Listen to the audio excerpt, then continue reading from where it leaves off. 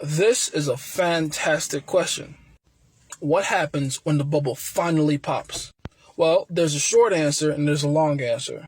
Now, I can give you the short answer, which is women become a lot less entitled and a lot more realistic for the most part.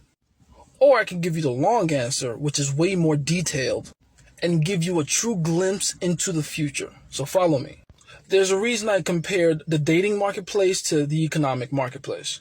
Because whether you're dealing with the stock market, the housing market, the dating and sexual market, it's all fundamentally the same thing. They operate the exact same way. And every market has peaks and lows. But the reason for that is not just because the marketplace fluctuates in terms of how people view value, but also because people get too comfortable with the status quo, which means they generally want things to keep going the way they are right now. They like predictability. So whether it's the price of a stock or the house on the housing market or the going rate of a high value man, people want things to keep trending upwards or downwards as they were. Because the predictability of it all gives them certainty of knowing what will happen in the future. So inevitably what happens is an overcorrection. Hold on, let me get you something else. This is a way better tool to explain how the market really behaves. It really is a swinging pendulum. What we're really trying to do is achieve the middle there, equilibrium, the middle nuanced position. But the buyers and the sellers, or in this case men and women, have two opposing views of what the value of every single commodity should look like. But if it leans too far to one side or the other, then ultimately everyone is unhappy. A great example to think about is like feminism, for instance. Let's say for a second that the world's general view on women was here, at this position.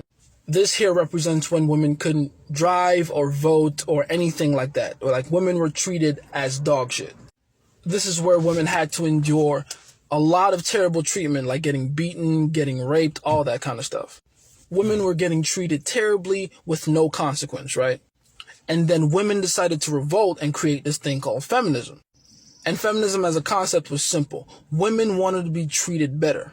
They wanted to be taken a little more seriously, by men especially.